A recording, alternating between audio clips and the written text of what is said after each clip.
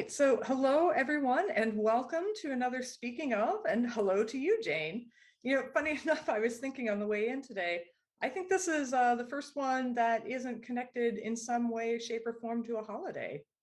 Hey, Sarah. What about Pi Day, though? Today's 3.14, right?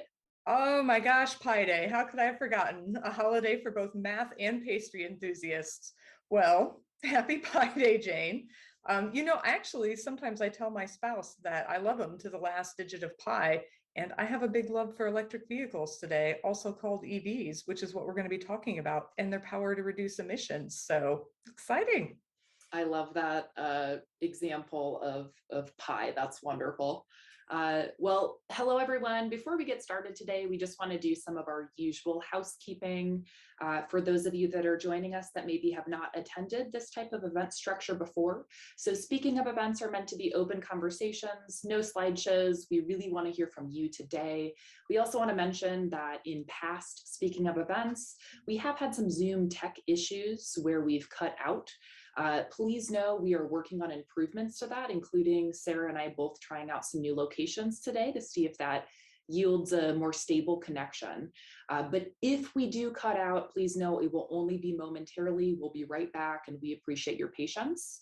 So as we said, we want to hear from you today. We'll be asking some questions throughout the session today. And actually, let's kick off with just that. So we've got a question to start today.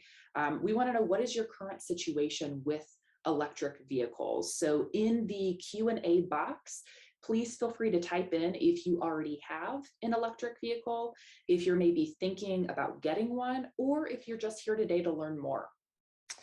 Oh, that is such a great question to begin with. So yeah, if you'll put those in the Q&A box, that'll be helpful for us knowing where everybody's at.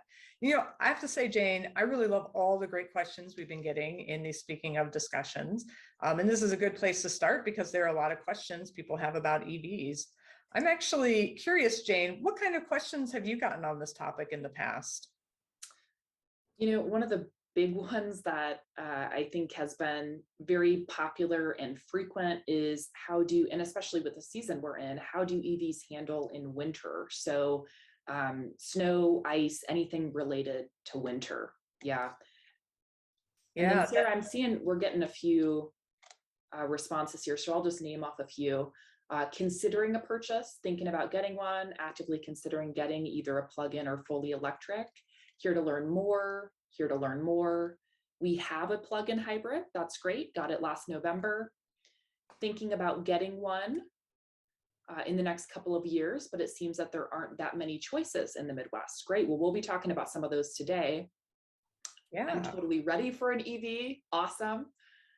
Here for information. Have a plug-in hybrid. Wondering if the Tesla chargers can be used in the future. Yeah. All right. Well, I'd say we've got a great group today and a good mix there too. We'll have information for all of you. Yeah. Yeah, absolutely. Thanks for your interest in EVs. And the question that you brought up earlier, Jane, about Yeah.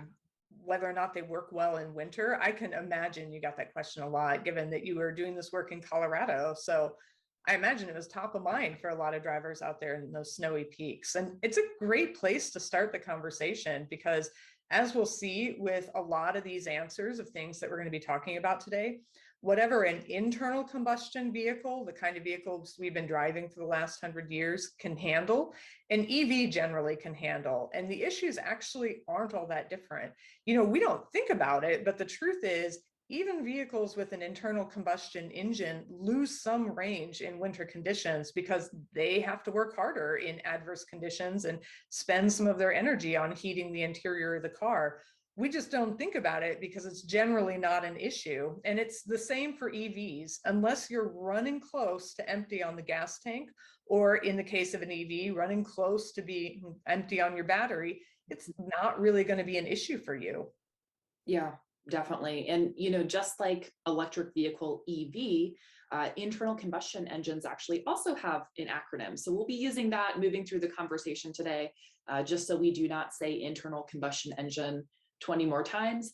So what that is ICE, ICE vehicles. And in fact, in a lot of cases, you may be better off in an EV than in ICE vehicles. So an example we have for you all today, if we remember that snowstorm that hit outside of Washington, D.C. a few months back, where there were a lot of drivers stuck in their cars, trapped in their cars on the interstate. The interesting thing about that event is EV drivers were actually better off for two reasons. So number one, electric vehicles are incredibly efficient. So they could run longer and conserve some of that power.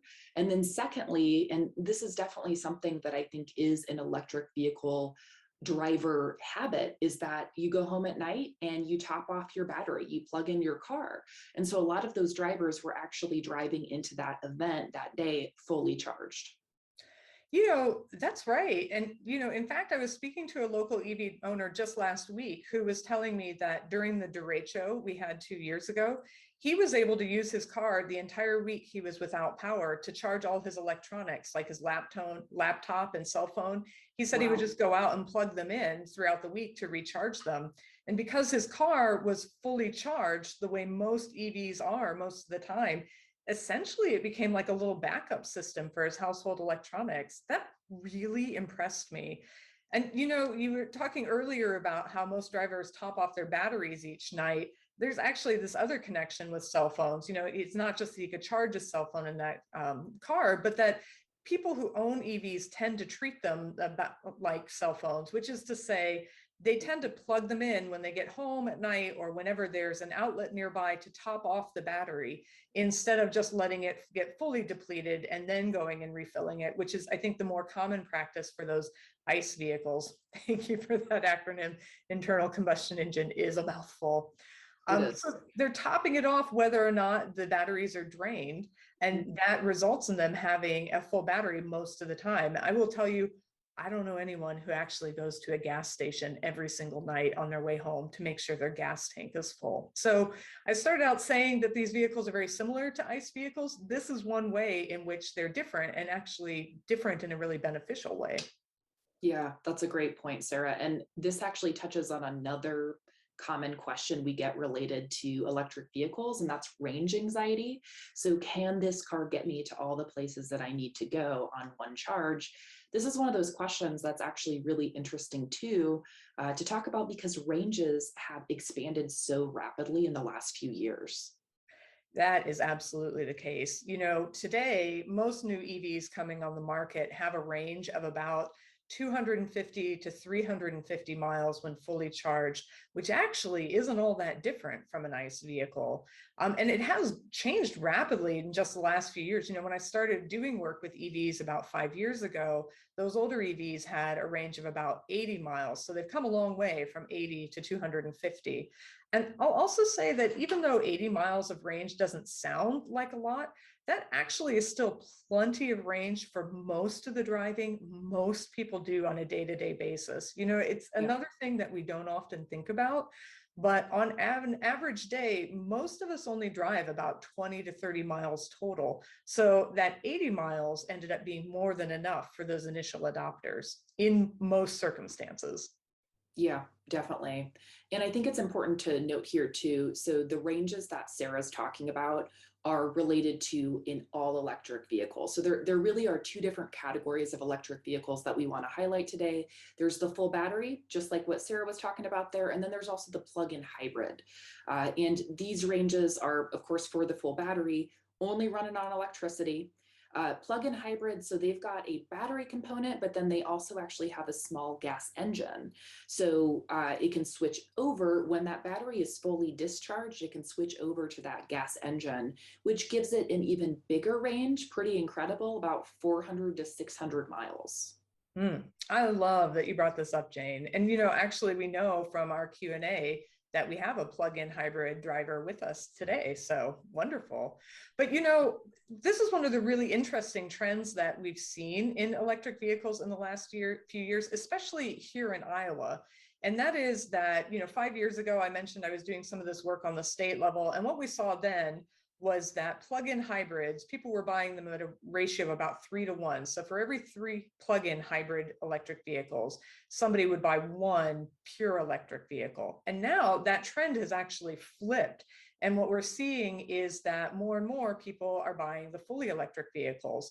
The reason for this is kind of interesting. It comes down to that range anxiety at first that we were talking about, where those EV drivers, those early adopters, wanted the security of the extra range. But what they quickly discovered, and I've heard this repeatedly talking to plug-in hybrid drivers, is that they were rarely switching over to the gas engine because, again, we tend to drive only about 20 to 30 miles a day. So most of the driving they were doing was still on that electric motor. And so it started, when they started thinking about it, to make more sense to go ahead and get the fully electric vehicle. I've actually spoken to plug-in hybrid drivers who had concerns about not using all the gas in their tank before it started to gel because they were switching over so infrequently to those gas engines. And of course, Jane, as you and I know, those fully electric vehicles come with an added bonus. Yeah. Yeah, well, and that's really interesting too about, the worry about the gas gelling because they're just not utilizing it. That's actually kind of a good problem to have if we think about it with that initial concern. So yeah, the added bonus, reduced maintenance costs. That's huge. Because an ICE vehicle has, so many moving parts. And as we know, if there's moving parts, those can break or they can wear out or they need to be replaced, right? There's maintenance that's needed. With a fully electric vehicle, though, there can be as few as just one moving part, which is pretty crazy to think about, actually. What that means, though, is that you don't need to, there's less maintenance, right? No belts to replace, there's no spark plugs, no pistons, and this one may take some getting used to, no oil changes. I don't know that it would take me time to get used to no oil changes. Goodbye, true, oil maybe. changes. Yeah. But speaking of brakes, that is one of the other questions that you and I have talked about coming up from time to time. And that's the question of whether or not the brakes help recharge the vehicle. And they do. Those of you who drive a hybrid are probably already familiar with this technology. But in addition to the charge that these vehicles get from being plugged in, every time you step on the brake in one of these vehicles, some of that energy is recaptured and used to recharge the battery. In fact, and this is one of my favorite EV facts, the largest EV in the world is an all-electric dump truck called the Komatsu Edumper. It's an electric vehicle the size of your house, literally. It operates in a mine in Switzerland, and this just is crazy. It hasn't been recharged in over 4 years because every time the Komatsu Edumper comes down the mountain, it recaptures enough energy just from its brakes to really fully recharge the vehicle so it can go back up the mountain again. To me, that's amazing. That's a pretty incredible example, actually, when we're talking about that regenerative braking. If we look at a local level example of that too, Sarah, another EV that is new to the streets of Iowa City that is really taking advantage of that regenerative braking are our new electric buses that are part of the city fleet. And in fact, a really cool thing about these buses, the company that we purchased those buses from, they sent a trainer to Iowa City to work with our local bus drivers to learn how they could maximize that energy recapture, which is great because that means that at night when we're plugging those buses in to recharge those batteries, we're not having to pull quite as much electricity from the grid. That is so true. And it's so cool. I got to ride around on the electric buses the first day they launched. And I remember talking with the driver about the special training he had received to maximize that regenerative braking charge. But, I do think it's worth saying in this conversation that you don't need any special training to drive the smaller EVs that you and I would own. As we said before, they're actually a lot like ICE vehicles that we're already familiar with. And you and I and everybody listening in today could get in one today and start driving them. No special training needed. Yeah. But the other thing I think it's important to say about those big vehicles like the electric buses and the electric dump truck I was talking about is that, as we've talked about in other speaking of discussions, the most effective climate solutions usually are a combination of solutions. And for you and I getting around town, there are actually a number of options that can work, like walking and biking. Those are actually the cleanest forms of transportation of all. But to get to net zero emissions, which is a goal for Iowa City, we need to have clean options for all of our transportation needs. And that includes things like semis and forestry equipment and construction equipment. There's just really not a good biking option that can transport something big, like, say, all of our, well, Jane, all our glass recycling that goes to Kansas City. Good That's point. the closest factory to us. So we need some sort of big electric vehicle that is going to help with that eventually. And these electric vehicles are an important part of the puzzle for that reason. And here's the coolest thing to me. Whether or not you realize it, when you buy an EV for your own use, one of the things you actually are doing is making an investment in advancing this technology so that we can get to those bigger electric vehicles. Yeah, that's a very good point, Sarah. We really do need all of these options: walking, biking, electric vehicles. We need a combination.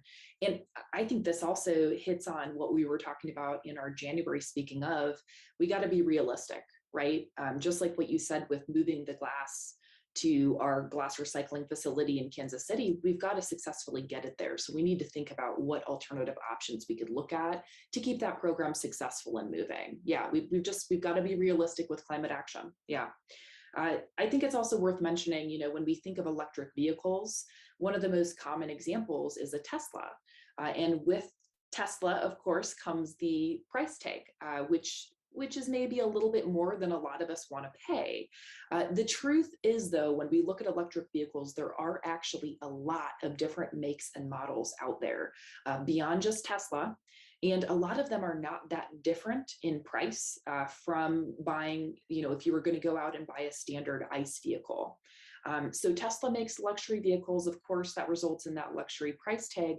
But if we look at a few examples here, so just to name a few, the Nissan Leaf, which is an all-electric vehicle, those start at about $27,000. And if we think of another example, Chevy Bolt, which is another all-electric vehicle, starting at about $33,000.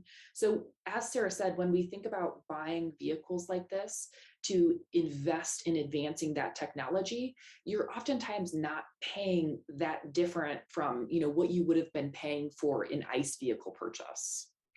That's exactly right. And the prices for used EVs are even better. Mm-hmm. This was, like all things, it's been a little impacted by the supply chain issues that have driven prices up across the board. It wasn't all that uncommon previously to find something like a used Nissan Leaf that was low mileage and relatively young, so less than 3 years old, less than 30,000 miles on it. You could find it used for about $10,000. Now it's closer to 15. Some of them I've seen going for 20. But if you're shopping for a new vehicle for yourself, getting a low mileage vehicle like that for $15,000 is pretty similar to what you'd be paying for a used ICE vehicle. Yeah. And then when you add in the savings in fuel and maintenance costs, you actually really can start coming out ahead owning an EV. I'm glad you brought that up, Jane, since the cost of these vehicles is a big question that we hear a lot. And speaking of which, we kicked off by asking people to fill in the Q&A box and tell us where they're at with electric vehicles. I know we already have some questions in there, but why don't we go ahead and take a break now and just open the floor for folks to put in questions that you may have come to the conversation with and you haven't heard an answer to yet. And we'll see if we can get to some of them and get those questions answered for you. There are no bad questions. In fact, you know what, Jane, let me ask you, what's the most unexpected question you've ever heard about an EV? Oh, I got a good one for you, Sarah. I think water. So if we think about, and I guess the question was something like, can I take an EV in a car wash? And at first I was confused until I realized what they were really asking was, are you going to get electrocuted if you take that car through a car wash, or if it rains on the vehicle? It sounds kind of funny, but it's actually a great question, because we think of electric vehicles, it's not unnatural to make a connection to electronics or battery containing devices. And of course, we'd be concerned with water with those other examples, right? If we're building that connection. However, if we're talking about electric vehicles, just like what Sarah's been saying, these function very similar to ICE vehicles. So you can get them wet. That's not a problem. You will not get electrocuted. Yeah. Yeah. So What else are we Just don't getting? drive it into Lake McBride. No, yeah, and that would have the same issue if it was an ICE vehicle, right? You'd still have to go and get a new vehicle in that example. So, all right, should I read some of these questions off, Sarah? Yeah, that'd be good. And, I know, why don't we start with the one about using Tesla chargers in the future? I believe it came Sure. from someone who had a RAV4 Prime. Um, Yes. because that's a question that does come up a lot, like, how are you going to know what kind of plug to use where? And so the plugs really shake out in two ways. If you have a Tesla plug, if you own a Tesla, you can charge your vehicle at any charging station, whether Tesla owns it or not. Mhm. Tesla does have some charging stations that are proprietary, meaning only Tesla vehicles can charge at them, and other vehicles, other EVs can't. But those other EVs, the plugs are standardized. So you can take, no matter what other kind of EV you're driving, whether it's a Nissan Leaf or a Porsche Taycan or a Kia Niro, you can take those plugs and plug them in at any charging station other than other than Tesla, because Elon Musk has made it a little special for the Tesla folks paying that extra money for the Tesla vehicles. So we don't know that there are any plans. Elon Musk certainly hasn't suggested that there are plans to make those charging stations available to other EV drivers. But the good news is the other charging stations are being built out very rapidly. So even if other vehicles are never allowed to access those Tesla stations, they'll still have plenty of options in all the communities they go to. Yeah. Thanks, Sarah. All right, we've got a few comments here too. So we've had a Nissan Leaf for nearly 3 years, use it around town since it's fully electric, great in winter since the heaters work much faster than gas powered vehicles. That's awesome. Thank you, Edward. And then we've got another comment. So our Leaf is 2016. So this is the same Nissan Leaf. Smaller, older battery, max charge is 90 to 100 miles these days. Yep. That's awesome. Yeah. Yeah. Okay, we've got a question for you, Sarah. So is there a plan for more municipal EV adoption, like the police department, I'm guessing? Or is there a plan for localized subsidies for something like an e-bike? This is a great question. One of the things that makes me so proud to work in Iowa City is we actually have an electric vehicle first policy, which means that anytime we go out to buy a new vehicle to add to the city's fleet, we have to check first and see if there's an electric vehicle option available. And then we have to determine whether or not it's viable for us to use before we can explore any other vehicle. And the result of this is that the police department, you're right, does have a Chevy Bolt that they operate. The city also has a number of Nissan Leafs that we get to use as city employees going about our work. And in fact, we're getting ready to add several more because they've worked out so well for city employees.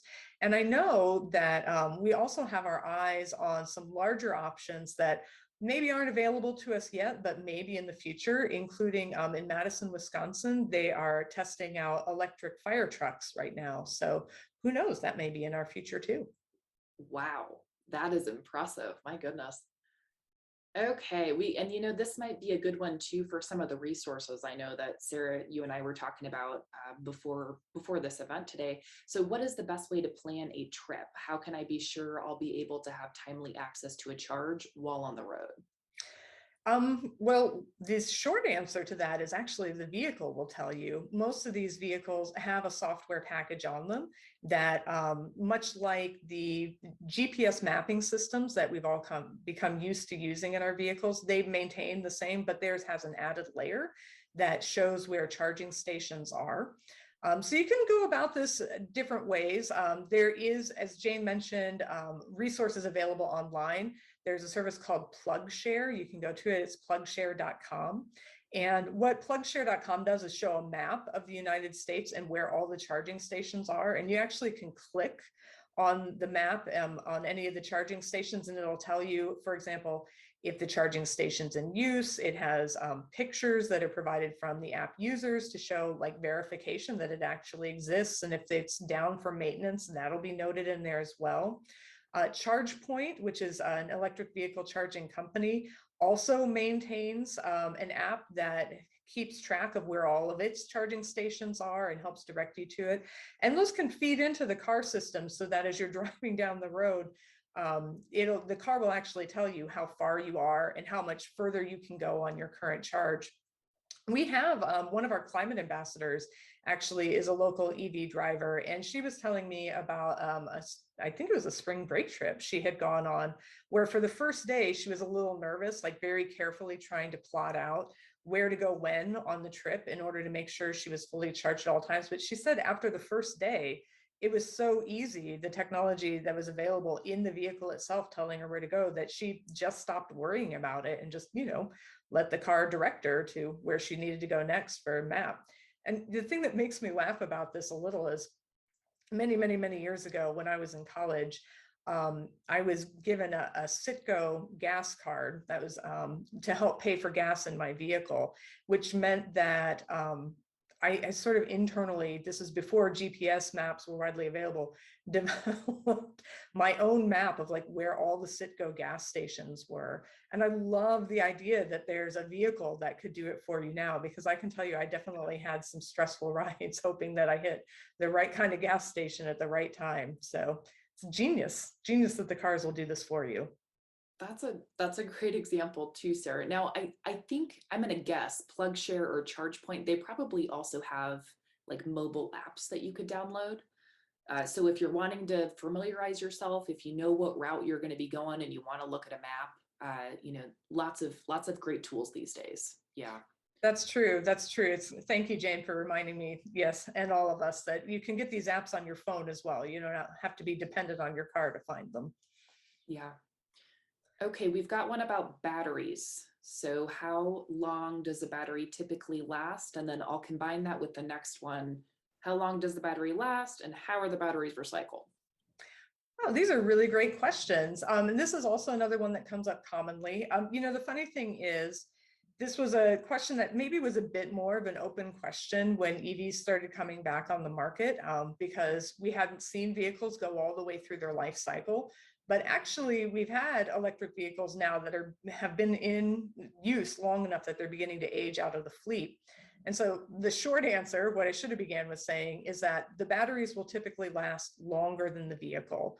What the data shows now is that by the time the vehicles have run through their use life, there's still about 70% capacity left in the batteries themselves, which really goes to the next question about recycling. Recycling, as we know, is great, but as you've heard Jane and I say before, reuse is even better. And so one of the things that's being explored for these batteries is reusing them as backup storage systems for things like household solar. In fact, not too far from here, in the Quad Cities, on the Illinois side in Moline, they have a number of electric buses in their fleet. And part of the plan for those electric buses is, as the battery technology improves, because they were early adopters, they're going to rotate those batteries out of the fleet and use them as backup solar storage for their transit station. So their transit station has solar panels on the roof. The plan is to eventually use the older electric vehicle batteries from their buses as storage systems to help maintain power in the facility should the power go out. And we're seeing very similar applications in other areas. I actually attended a conference session last year at the end of the year that was looking at an emergency generating system, basically, that could be deployed to disaster areas in the state it was like a cargo shipping container that had solar panels on it and some additional solar panels that could be deployed. And on the inside of that shipping container were a bunch of used EV batteries that could serve as battery storage for the solar. So the long answer is that the batteries can be reused before they're recycled, which is great. That's something we always like to see. And then when they go to be recycled, there's actually an industry that's growing up around this that, much like other batteries that get sent to be recycled, involves some chemical processing to reclaim some of the rare earth minerals that are in these batteries so that it can be cleaned and then used to create new batteries and sent out in other vehicles. Yeah, those were some great reuse examples there too, Sarah. Yeah. Okay, Marcia has a question about, and we covered a little bit on maintenance costs. Are there estimates anywhere comparing EV versus ICE vehicle maintenance costs? Actually, I do have some information on this. Sometimes when I give slide presentations on this, I pull something up that shows all the parts that you're not going to replace. And I believe the estimate there is on average about $5,000 less in maintenance costs over the life of the vehicle, which is nothing to sneeze at. I will quite happily pay $5,000 less to maintain a vehicle. Yeah, that is impressive. Okay, charging stations. How prevalent are charging stations? And for this event, just looked at the map the other day just to make sure I was current. Very impressive. But is there anything else to add there in terms of, how easy is it to find a charging station? No, I think we covered this one pretty well. I mean, in your experience, Jane, because you've been working in this sphere for a while, have you noticed that charging stations have become more prevalent over the last few years? Absolutely. I think so. Yes. I mean, and again, similar to what we are talking about here with range anxiety, this is one of those environmental and climate topics that is changing the fastest, I would argue. Do you think that's correct, Sarah? I mean, in terms of every year, it just seems like the technology is improving so much.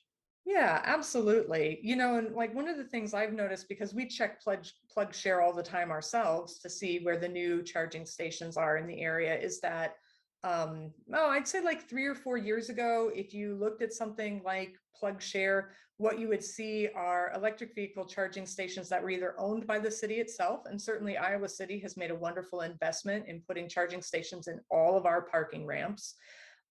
So you'd see them owned by a city, or you would see them owned by like dealerships that had electric vehicles. So they're basically there to serve the vehicles that they were selling. But I was really struck the last time I pulled up PlugShare to see how many electric vehicle charging stations we had in our area. Now you start seeing a lot more private businesses putting them in, including the new Urban Fuels that's just north of town, and there's a Come and Go outside of downtown. They've Mm, both put in electric vehicle charging stations, and the I-80 truck stop on Interstate 80 has put in its own electric vehicle charging station. So I would yeah. say they're becoming much more prevalent, and that trend just seems to be accelerating, in part because this is where driving technology is going. I often say to folks, everyone listening to this conversation is probably at most 2 vehicles away from owning an electric vehicle. And recently I've begun thinking maybe that number needs to be revised down. Maybe we're 1 vehicle away from the next electric vehicle. So Could be. interesting stuff. Yeah, that's good to know about the urban fuel. So I think, Sarah, you were talking about the one on Highway 1, kind of as you're heading towards Solon. Yeah. I was looking at Des Moines because I was actually talking to my dad about this. He said, "Well, could I make it to Des Moines and back?" We were talking about this. And so I started to look up charging stations in Des Moines. And just like what you said, you see a lot at Come and Goes and other places that you would go to fill up your gas tank, but they're adding electric vehicle charging stations just to make it convenient. Yeah. Yeah, actually, our climate action analyst, Daniel, and I took an EV to Des Moines and back to attend the conference where I heard about the battery storage options being developed. So, yeah, it definitely can be done quite easily, as it turns out. Yeah. Okay, we've got an interesting question here. We have a 12-year-old Toyota Prius, still runs well with less than 100,000 miles. Is it better at this point for the overall environment to keep it or to purchase an EV? And I'm guessing they mean a full electric. Hmm. This is a really thoughtful question. So thank you so much for bringing it up. And it's actually a question that comes up often with other kinds of energy efficient devices, which is really what an EV is, something that can use energy more efficiently. What we generally find is that if you have the means to invest in the cleaner technology, it's better to go ahead and do so if you can. And the reason for this is I'm going to go out on a limb. I'm going to assume that if you were to buy an all electric vehicle, you wouldn't be driving your Prius into Lake McBride to get rid of it, for example, that your Prius would then go into circulation in the used car market, allowing someone else to take advantage of that technology and maybe improve what they're driving. But when it comes right down to it, one of the things that I think is so compelling about electric vehicles is that every gallon of gas you burn, whether you're burning it in a Toyota Prius or something giant like a Humvee, every gallon of gas puts 19 pounds of carbon dioxide into the atmosphere. I actually have a hybrid vehicle myself. And I feel you, this is a question I've wrestled with a bit myself when I'm looking to get an EV this year. My electric vehicle has about a 10-gallon gas tank. And that means every time I deplete the gas tank, I have just put 190 pounds of carbon dioxide into the atmosphere. When I switch over to an EV, that will no longer be the case. And in fact, because here in Iowa, we're so rapidly developing wind power and our grid is getting cleaner and cleaner, that vehicle that you drive, that EV vehicle, will actually become cleaner every year you use it. So you start using it this year and there's some emissions reductions. Next year, you can drive it the same amount. It will be emitting even less. The year after that, it will be emitting even less. And that's because the grid energy gets cleaner and cleaner. So from an environmental perspective, the sooner we can switch over to these vehicles that consume no fossil fuels, the better it will be overall. Even though, of course, that we're thinking about the material costs, which I think is what the question really gets to, about the life cycle of all the metals that were mined to put the vehicle together, the investment in the battery that's in your Prius, even taking that all into account. The sooner we can switch to electric vehicles, the better that's going to be for the environment. But thank you. That's a thoughtful question and a great example of how, these are complicated issues. Even when you know the advantages, there are a number of factors to wrestle with, and we appreciate that. Yeah. Sarah, I think you bring up another good connection there of, meet climate action where you're at. And just like what you said, if this particular individual has had a Prius, they're used to a plug-in hybrid, and now they feel confident to go all electric. Maybe there's another person that could end up buying that used car that has an ICE vehicle, is a little uncomfortable with the idea of fully electric yet, but they might be interested to try the plug-in hybrid. So again, meeting climate action where you're at and what works with your budget and with your lifestyle. Absolutely. Okay. Is it better? I like this one. Is it better to let your battery completely discharge, or is it okay to top off as mentioned? So do we want a completely empty battery before we charge it, or is it okay to just charge it when you're at a charger? So many of these questions I answer by babbling and then saying, so the short answer is, That's okay. this time I'm actually going to start with the short answer. The short answer is, it's better to top off your battery than it is to completely discharge it. And that's actually true of any electric device you have, your laptop, your cell phone. Generally speaking, you don't want the battery to get all the way down to empty. Batteries are happier operating at about an 80% charge, generally speaking. In fact, when we had our Drive Electric Week event as part of Climate Fest in the fall, I met with a number of Nissan Leaf owners who there's something you can adjust in the Nissan Leaf programming itself as an owner that will say, when you top it off at night, you only want to top it off to 80%. And the reason they do that is because it extends the life of the battery. Now, as I'd mentioned, the batteries tend to outlive the vehicles anyway. So these are folks who are just being especially prudent in their energy usage, but it's certainly an option. And if you're only filling it up, 20% at night versus 100%, that's obviously better for the vehicle. And it's also better for your own household electricity bill, right? It just sort of stabilizes those costs a little. That's a great question. Yeah. Okay, state or federal tax credits? If so, how do those work? All right, so yes, there are federal tax credits available for electric vehicles. They're not available for all of them. The way the federal tax credits have been set up is that they're meant to incentivize early adoption. So for the first 450,000 vehicles that a vehicle manufacturer produces that are electric, you can qualify for up to $7,500 in tax credits. And there are two important things to pay attention to there. One is whether or not the company has already produced 450,000 electric vehicles. So in the case of a company like Tesla, those federal tax credits have already expired and are no longer available. So the price tag you see on a Tesla is the price tag you're going to pay. For other companies that are just beginning to get into the market, or maybe have been in the market for a while but haven't yet sold, a little less than 500,000 electric vehicles, those credits are still available to you on your taxes. But, and here's the other thing you have to pay attention to, you have to owe $7,500 in taxes in order to be able to get that credit back to you.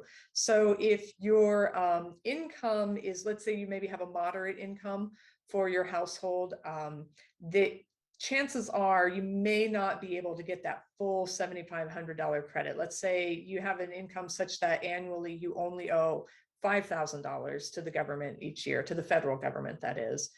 You would get $5,000 in credits, but you wouldn't get the remainder. It would just sort of evaporate, more or less.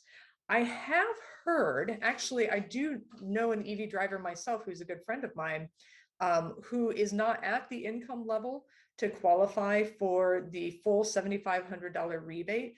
But the dealer that he bought, in his case, he bought a Kia Niro from, worked out a leasing arrangement where essentially the dealership gets to capture that $7,500 tax credit, because they clearly owe more than $7,500 in taxes each year.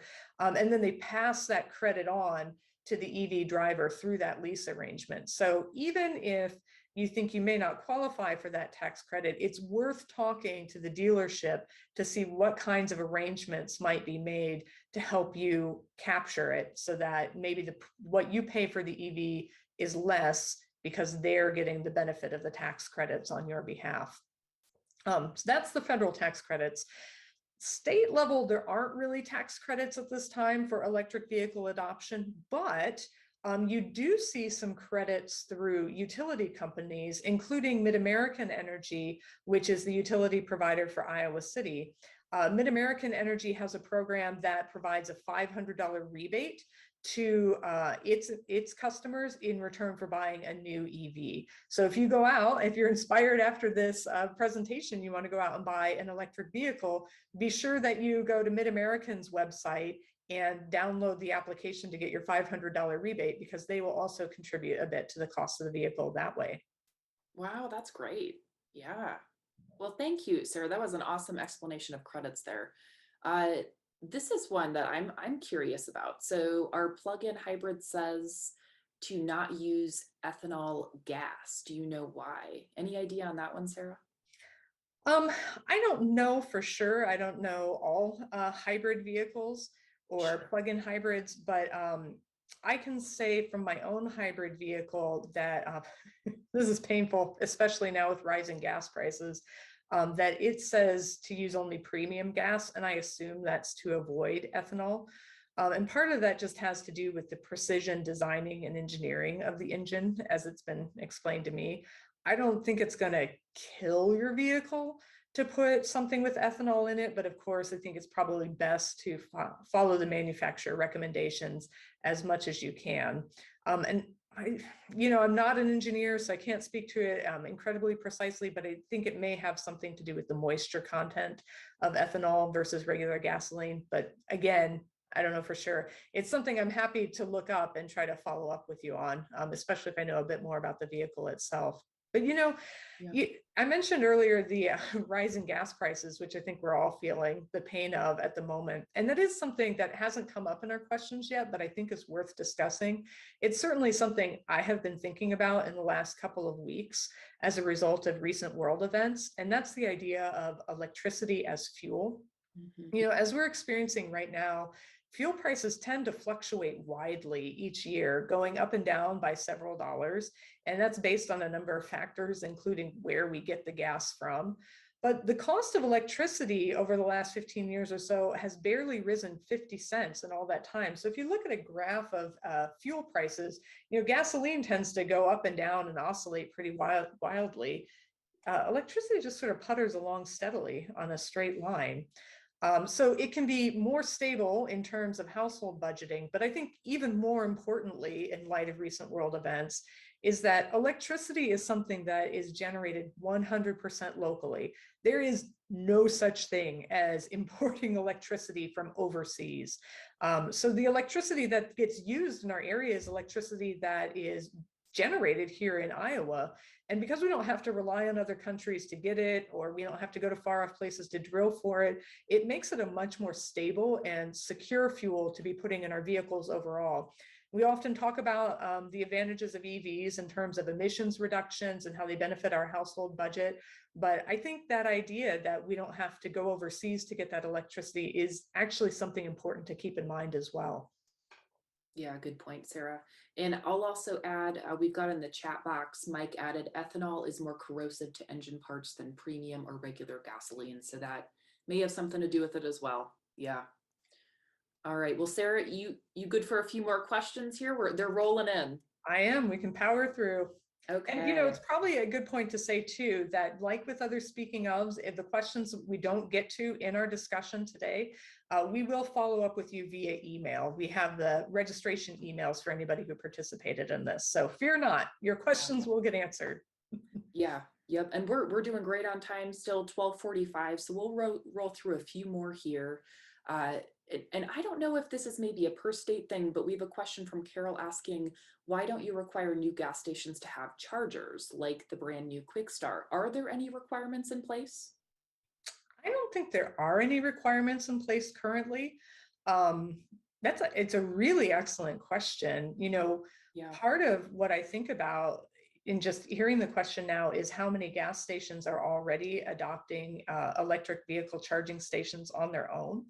And so it could be that they're not required because they don't need to be, that the market is just going to drive people to put in those electric vehicle charging stations as more and more people adopt electric vehicles. But the other reason for it is that the data shows pretty clearly having electric vehicle charging stations publicly available is really helpful for addressing that idea of range anxiety. But the truth is, more than 70% of charging for electric vehicles is done at home in the evenings. And so to drive electric vehicle adoption, you don't necessarily need a whole bunch of gas stations to have them. What you really need is people to have access to charging available to them where they live.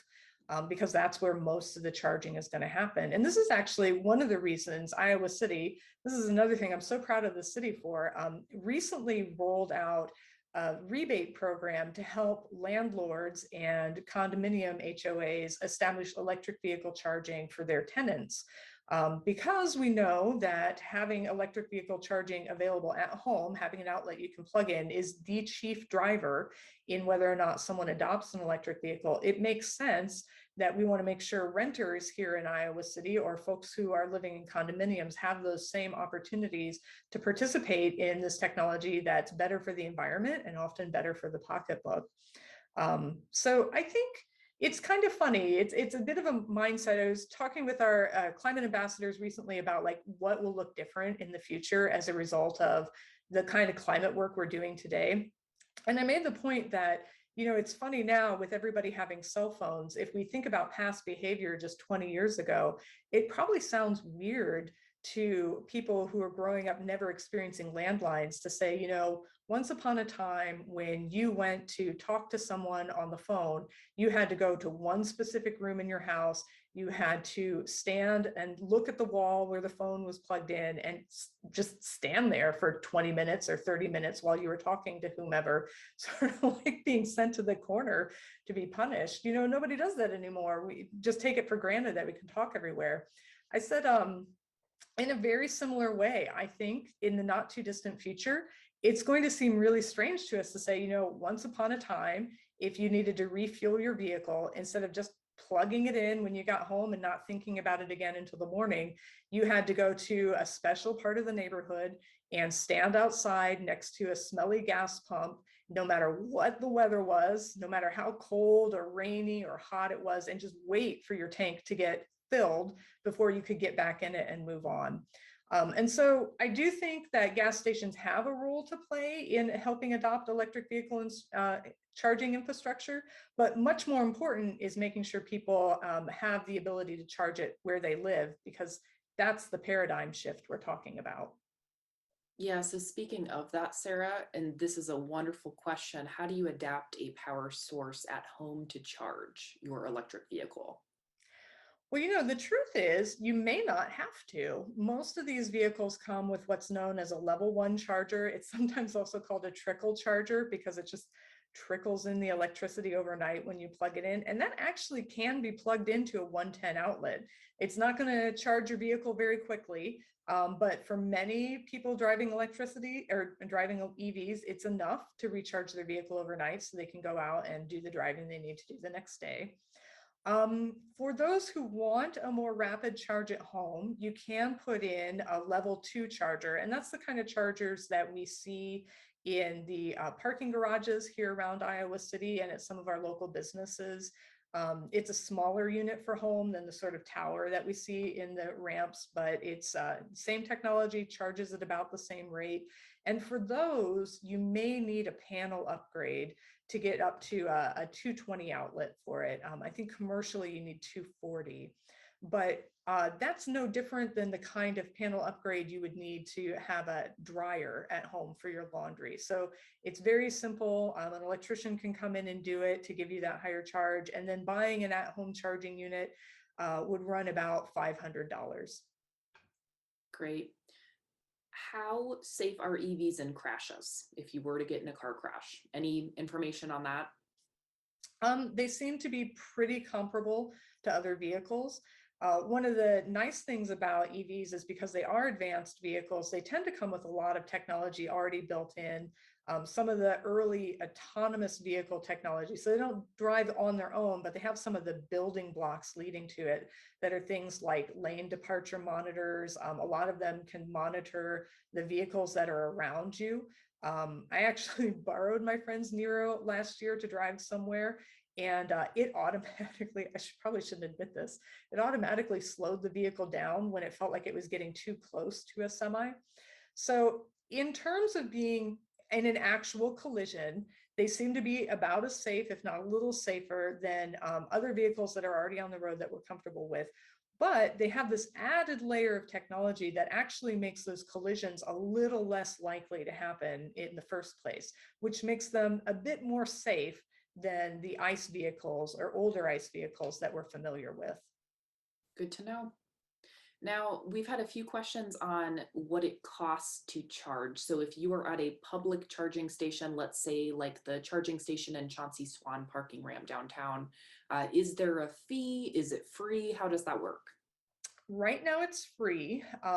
All you have to pay to use the electric vehicle charging in our parking ramps is to pay the normal parking fee that you would, and then you just go to a charging station and plug in. And part of the reason we're able to do that is actually electric vehicles are pretty cheap to charge. I haven't seen the most recent data on this, but the last time I saw a report from ChargePoint, it showed that most vehicles take about 50 cents worth of electricity in a charging session. So that's something that the city so far has been able to absorb. That probably is going to change in the future. And the reason it's going to change is the Iowa State Legislature passed a law a couple years ago saying that any commercially dispensed electricity should have a tax attached to it, a little extra fee to help pay for road maintenance the way any commercially available gasoline is. And this is another reason I think we're very interested in also accelerating electric vehicle charging at home, because it's another way that it's just going to be simpler for you overall.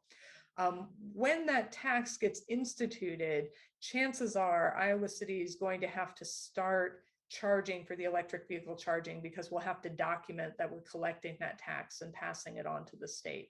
It won't happen this year, but it is something to be aware of down the road. Great, thanks, Sarah. Okay, and then I think the final question, and then we'll probably be wrapping up here since we're at about 12:53 here.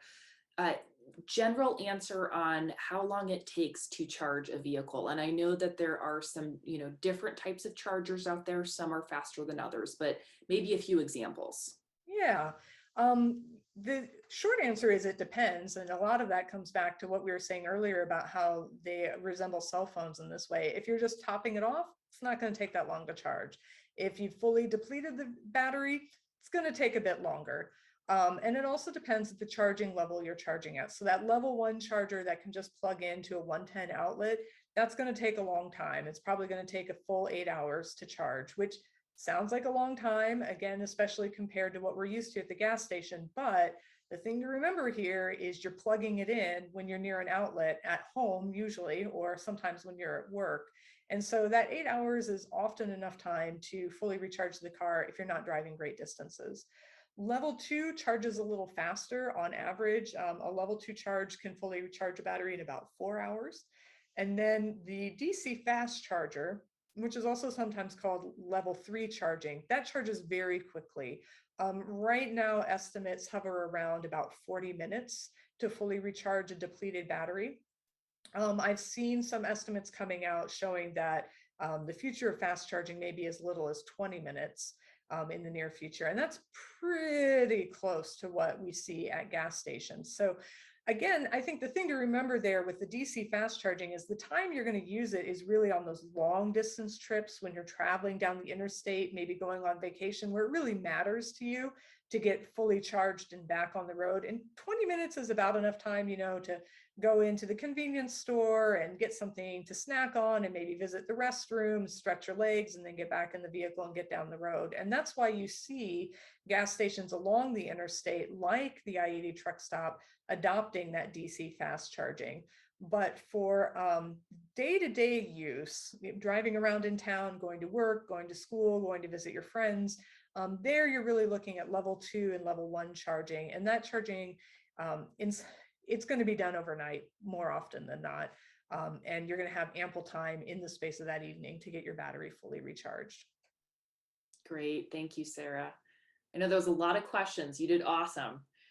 So for those of you, especially on the call today, that are either thinking about getting an electric vehicle or you're just wanting to learn more, if you want to see an EV up close, please save the date for our City Electric Bus ribbon cutting event, which will be happening next month, right around Earth Day. And then also we do want to do a shout out for National Drive Electric Week, which is the last week in September. We mentioned that as well because it aligns right with Iowa City's Climate Fest, in which we will have some other opportunities for our residents and community members to get up close, see those EVs, and to learn more as well at that time. Yeah, and what I love about National Drive Electric Week is it usually has a EV car show where local EV drivers come and they open up the hood so you can see the engine that's not there in Yeah. some of these vehicles. And it's a chance to talk to actual drivers. So you don't have to take my word for it or Jane's word or even the word of someone at your dealership. You can talk with someone who actually owns the vehicle, who knows what it's like to drive them day to day. And every time I've organized these in so many cities at this point that it's really striking to me how much EV drivers love their vehicles. Like they love them and they love talking about them, which I think really can give us some confidence in thinking about adopting an EV ourselves. But you don't have to wait till September to learn more about EVs. We've mentioned a couple resources along the way that are worth checking out. But if you'd like to do your own research about EVs, there are a couple great websites we can recommend. The first is pluginamerica.org. And one of the great things about Plug-in America's website is that you can type in where you live and it will tell you what EVs are available in your area. So of all the EVs that are in the market, it's going to tell you which ones you can buy here in Iowa. It's going to give you pricing information. It's going to tell you about the basic range for these vehicles. So really great consumer information to have as you go in to make that decision. And then there's another website that I just love. It's a new website. It's called Normal Now, normalnow.com. It has a lot of the same information as Plug-in America, But it really gets to the sort of the nuts and bolts of owning an EV and just how normal an experience this can be for EV drivers. And then another one that I want to give a shout out to is EV Noir, NOIRE.com. EV Noir is a group that was formed specifically to help facilitate EV adoption for members of the BIPOC community. So, it's not just Elon Musk and a bunch of wealthy white guys out driving EVs. It makes a really compelling argument that this is technology that can work for everyone and should be made available to everyone. And they do really great advocacy work. So EV Noir, another great website to check out. And of course, you can go to the city's own website to learn about the EV charging rebate that I mentioned earlier for apartments and condos. You have to be a landlord to apply for that EV charging rebate. But if you're a renter, it can be great information to bring to your landlord. One of the things, we sometimes hear from landlords is, oh, I don't have anybody in my EV or my complex who's really interested in EV charging. So if you're the one coming to them saying, I'd like to be able to charge an electric vehicle here, and I heard about this program that will help pay for the installation costs, that can be a really compelling argument. They'll trust you more than they trust us, I think. So, Jane, in our last speaking of discussion, we ended with one of my favorite facts about recycling here in Iowa City. I'm kind of wondering, could I do it again and tell you one of my favorite facts about EVs that hasn't come up in our discussion and I think is really special to Iowa? I would love to hear it. And I feel like that's the cherry on top the sundae to end this session. It is indeed. So the very first electric vehicle in the United States was called the Morrison electric carriage. You can look it up. And it was invented, are you ready for it? In Des Moines, Iowa, where it provided transit service around downtown. So our new electric buses really are bringing us full circle, almost right back to where EVs began 130 years ago. I mean, this technology was operating in Des Moines in the 1890s. I think that is something really special that Iowa can be proud of, this amazing technology that actually is key to our fight against climate change. It's a gift that Iowa gave the world. I love it. And, Iowa continues to impress me always. I know that I'm biased because I am from here and I love this state, but that's a very cool fact. Well, thank you for sharing, Sarah. And thank you everybody that has joined us today. We really appreciate it. As something new this time, we will be sending an email later this week to anyone that registered, and we'll include a link to the recorded conversation. I know sometimes we hear from friends saying, oh, I missed that. I would like to see it. Now you'll have a link that you can share that. And then we'll also have that available on our City Channel 4 YouTube page as well for anybody else that is interested.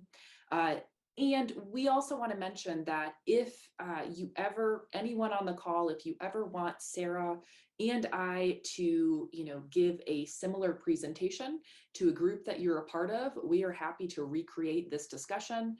And of course, if there are any questions that arise past today's event, always feel free to reach out to Sarah or I. Absolutely. We love recreating these discussions for groups. That's how we get the word out. So if you put in that request, what you're going to hear from us is thank you so much for helping us get the word out. So, and thank you for joining in today in these excellent questions. We'll follow up with the ones we couldn't get to, but we love the ones we got. So thanks so much. Yeah. Thanks everyone for joining us today and have a great day. Yeah.